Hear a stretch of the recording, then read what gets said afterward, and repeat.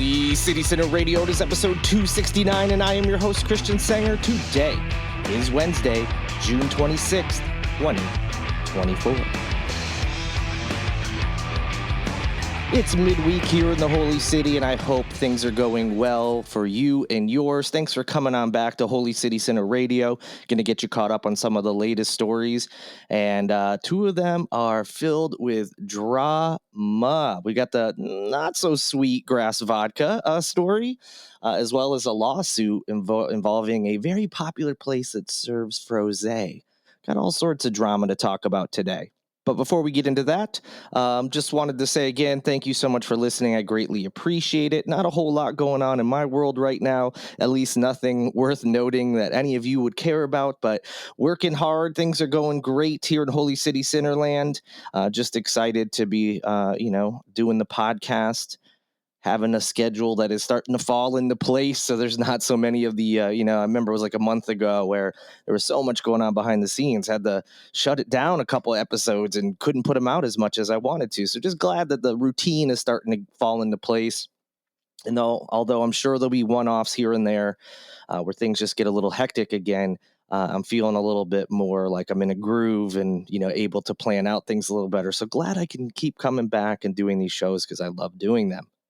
The only other thing of note is the first presidential debate is scheduled for Thursday. For those who didn't know, this is pretty early. Usually debates, for election years like this are a little bit later. But hey, they're doing one on Thursday. I believe that it's going to the hosts are going to be CNN hosts. However, it's going to be like multicast across multiple networks, so I believe you'll be able to watch it on all of like the 24-hour cable news networks, but also I'm sure some, traditional, networks like your ABCs and NBCs. Double check on that, but I know it will be on multiple networks, which is, means it's going to be pretty much taking over your television or streaming service of choice on Thursday. But some of you may be interested and didn't even realize that the debate is already here. So yes, Thursday that will be happening.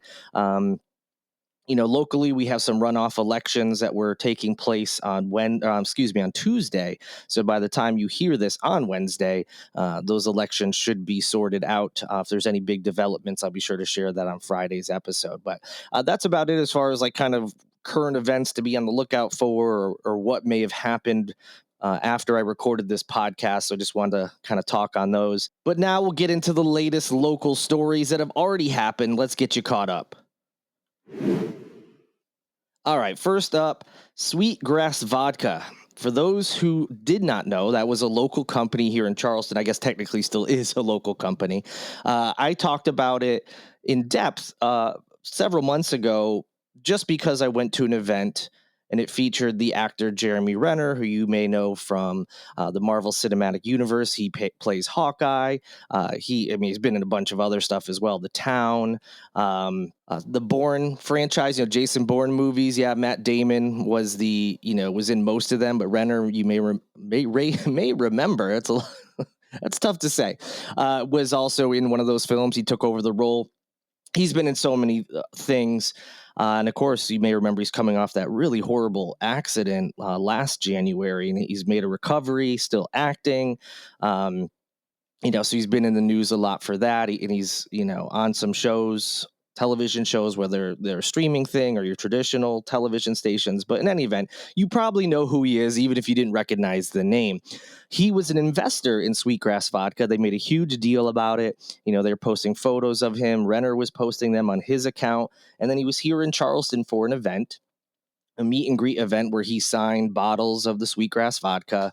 And I went to that and was able to meet Jeremy Renner. He spoke to the media, prior to like the meet and greet portion.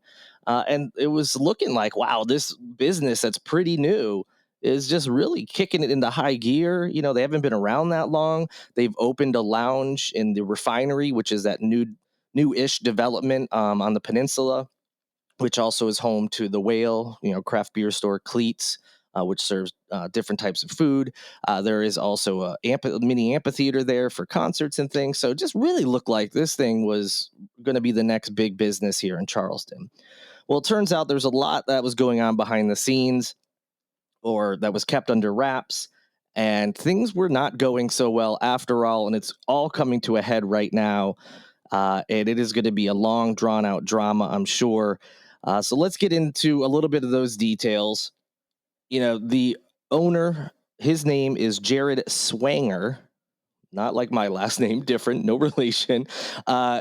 He, as I mentioned, was posting all sorts of things when the business was getting going. He was on a private jet with Jeremy Renner. They went off to the luxurious Bellagio Hotel in Las Vegas to promote the Sweetgrass Vodka Company. It just seemed like I said, it was just taking off.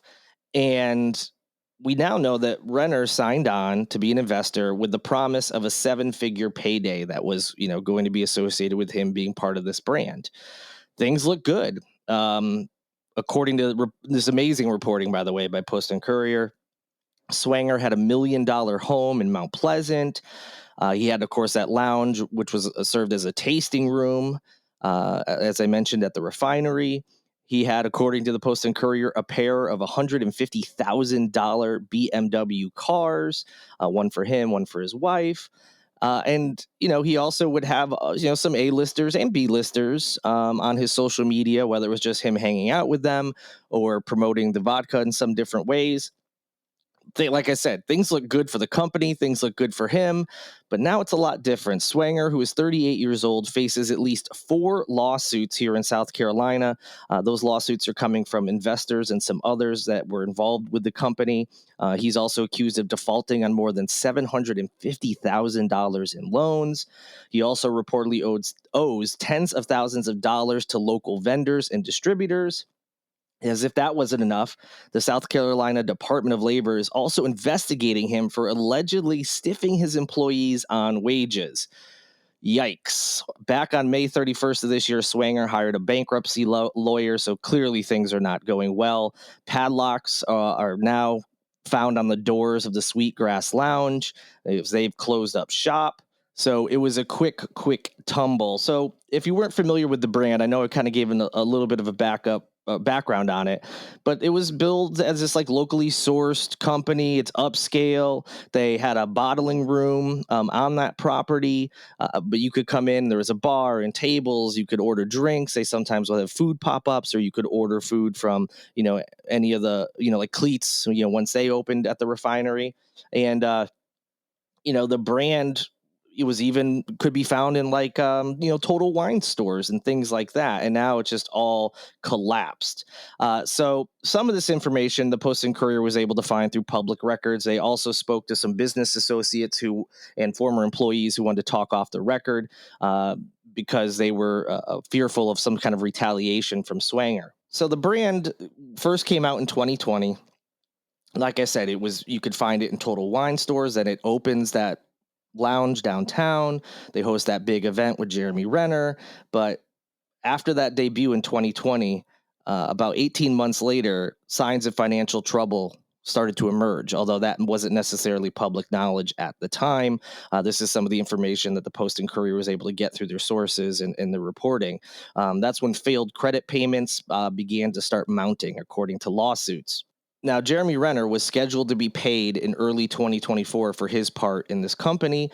The payment arrived late. Okay, he got paid. It doesn't say how late it was, but he did end up getting that first installment of payment. But little did Jeremy Renner know that was probably going to be the last time he got paid. While we put that kind of on the back burner, some other trouble started to come out toward the end of 2023 and into 2024. It was noted that Swanger was often paying his staff through PayPal accounts or Apple Cash, which is an iPhone application for those who are unfamiliar. So he was paying some of his employees that way instead of like a typical accounting system, which generally means maybe the business wasn't bringing in the money or didn't have enough money on hand. So he was paying out of his pocket to make up for these little payments that he had to make. In fact, some employees say they were owed up to 5 weeks in back pay, while others said that checks that they were given bounced. That was 3 separate workers confirmed that. So clearly things took a turn and was just snowballing. Then investors said that they were starting to get a little restless. They were not seeing returns on their investment in the last 2 years. So after being talked into giving their money, investing, they were expecting to see some return on that. But after 2 years of being in business, they weren't seeing anything. So they were starting to get a little worried. Then the big A-list, recruitment of Renner started to fall apart. Swanger had to cancel a photo shoot with Renner that was set for earlier this year. And according to sources, it was due to budget constraints and production issues. As for Renner, this past April came. He was supposed to get his next scheduled payment. And once again, Swanger failed to come through. And once that happened, Renner started to separate himself from the business. He also had a mutual friend between, Swanger, and that mutual friend was passing information on to him.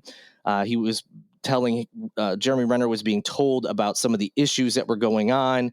And once he started to learn, okay, not only am I not getting paid on time, there's a lot of poor things going on in the background. This is not good. And he began to work to sever all ties with the company. You can no longer find any social media posts from Jeremy Renner involving the Sweetgrass Vodka brand. He obviously realized things were going south and has essentially just removed himself from the situation. Now, will he be involved in lawsuits? I'm sure he will be. But as far as like a partnership, he is done with this brand altogether. When we're looking at recent past, March 2022, Swanger had been promoting Sweetgrass Vodka as a company that was allegedly worth $26 million with projected revenues of $40 million by 2023. This is according to a slide deck that he shared with investors, and the Post and Courier was either told about or got their hands on. They didn't specify. So if a company was actually worth $26 million in 2022, even if they fell short of their projected revenue for the next year, they shouldn't have been having that kind of money problems as far as being able to pay employees. So it makes you wonder, was it actually worth that much, or was this some interesting bookkeeping that was done? I mean, I have no idea, but you could only imagine if in 2022 it was worth that much money, there shouldn't have been financial issues at all. So something seems off about that. We probably won't know for sure what happened until these lawsuits play out. And even then, who knows, stuff might get sealed. Maybe they'll settle. So we won't get all the details of exactly how this went so poorly so quickly. And granted, maybe it was never in a good spot. It might have just looked like it was. But we'll certainly find out more. How much more was yet to be seen, but I'll be sure to keep you posted. But for now, a brand that was not only was it projecting that they were doing well, but it got, again, an A-list celebrity to sign on. And Governor Henry McMaster was touting its success and was talking about how this is another great South Carolina company, homegrown, and was really promoting it, which led, I'm sure, investors and people like myself, just regular residents, people in the community, thinking, wow, this brand is really on the up and up. Things are going well. Why wouldn't we think so? If you can get the governor to go out on a limb and talk about it, you would assume that it's been looked into a little bit. Obviously, it appears it was not, and maybe the wool was pulled over, Henry McMaster's eyes as well, based on whatever they were saying as far as what they're projected to earn and what the company was worth. Because someone in politics is not going to go out on a limb like that if they knew the truth. So yeah, things are not good. There's also other rumors out there swirling around that, they said that this, the vodka was made with potatoes that they sourced locally, and supposedly the company or the farm or business said they haven't heard from them in a couple years. There's also rumors that it wasn't even using potatoes, period. It was just using other vodkas, watering them down, mixing them. There's all sorts of crazy rumors out there. And I want to emphasize those are rumors, and I have no idea if they are true or not. But just based on how poorly it seems money was managed, or if they even had the money to begin with, it's not out of the realm of possibility. This isn't like completely out of left field. So in any event, we're going to have a lot more that comes out about this, I'm sure. We'll see what can be verified, but I'll certainly keep you posted on any developments in this very drama-centric situation involving Sweetgrass Vodka. Sticking in the food and bev world a little bit, there is a change coming here to the state. DHEC, I'm sure you've heard that before. That's the South Carolina Department of Health and Environmental Control. Well, they're about to transition to what's going to be called the Department of Public Health. That is going to start on July 1st. This happens because the General Assembly and Governor Henry McMaster decided they wanted to break up the agency and create a freestanding health department. So basically just some restructuring, refocusing, and they've moved around some of the responsibilities to other departments, and some of them certainly make sense. So, for instance, restaurant inspections and dairy inspections will be moved to the Department of Agriculture, which already does almost all other food inspections. So, that certainly makes sense. If you have a company that's already doing food inspections, restaurants and the dairy industry should probably fall under that umbrella as well. So that's one change. And then DHEC itself will just be the Department of Public Health, so less so involved, with the restaurant stuff. That's usually when people think of DHEC, they think about those articles that come out about restaurant grades and things. So just wanted to make you all aware of that there's a change as far as the name and where responsibilities lie. If you click the link in the show notes, you can see what other responsibilities now fall under which department. So you can go and check out, especially those of you out there who are listening who may own a business or are in this field, you can kind of see where those different responsibilities now break up. And lastly, I promised you more drama. Right now, this is still pretty new news. There may be some more updates to it. But for now, this is what we have. 2 individuals are suing the owner of the Co-Op Frose Eatery. For those who are unfamiliar, the Co-op, their first location was on Sullivan's Island. They now own several of these spots. They became popular about the same time Frose, which is rosé, that's frozen, hence Frose, for those who don't know. That started to become like a trend right when they opened, and it's become a big thing. So you may be familiar with the business, if not the owner who this story is about.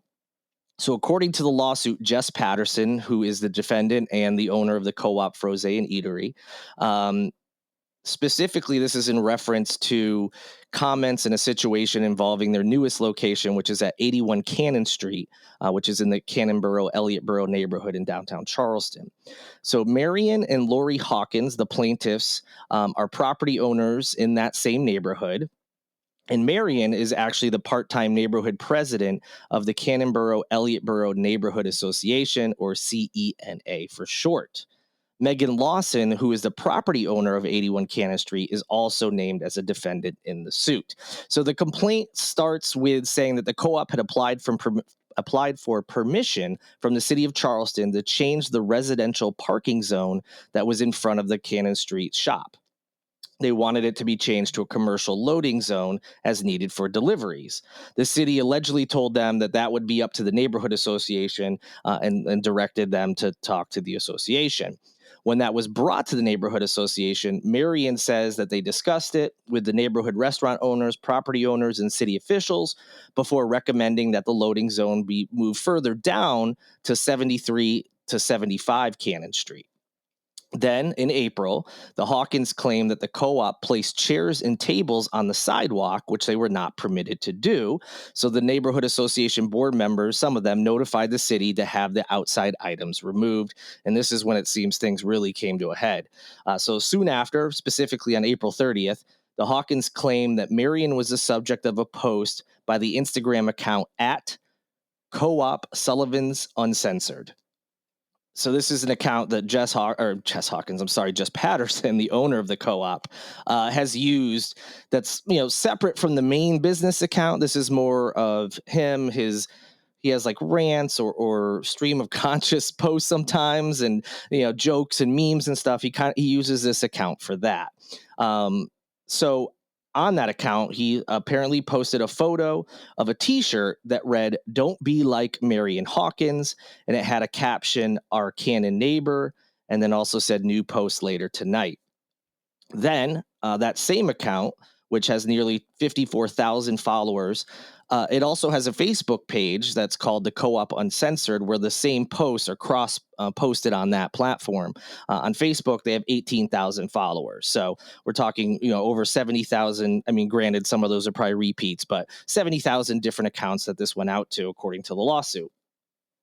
Now, as of June 24th, reporting says that the post is not visible on either social media account.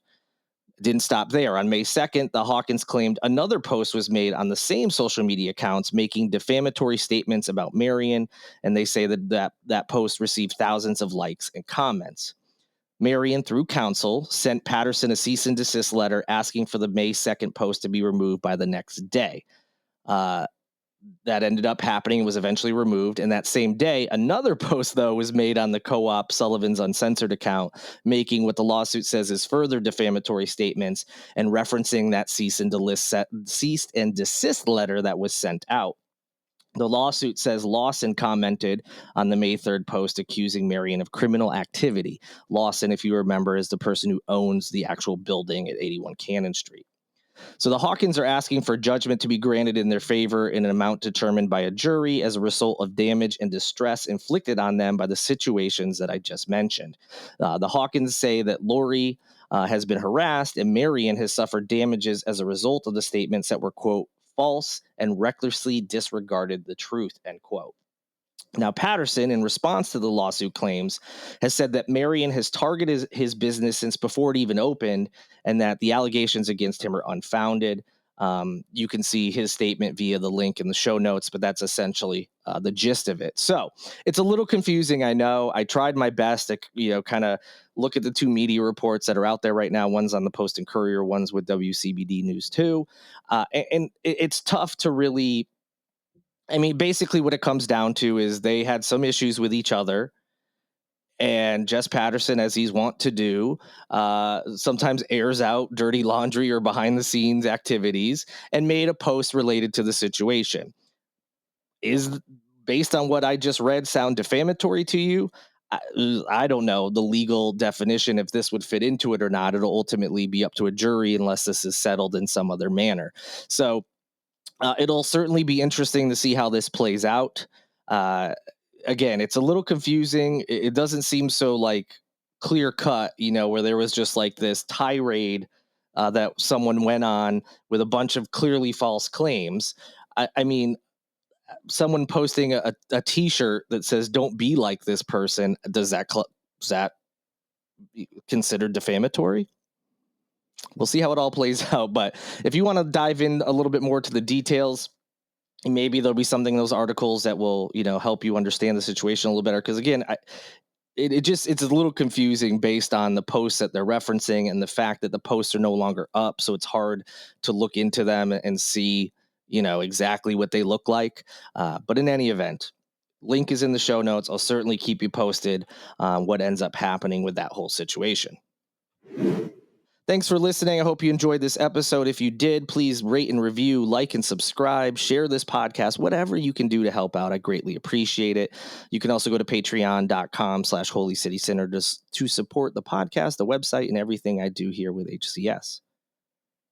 Big thank you to Lindsay Marie Collins with LMC Soundsystem, who produces this and every episode of Holy City Center Radio, and Tyler Boone, whose music you hear in every episode. Hope you have a great rest of your week. If you need plans, go to holycitycenter.com/calendar. I will talk to you again on Friday. Until then, though, good night and good luck.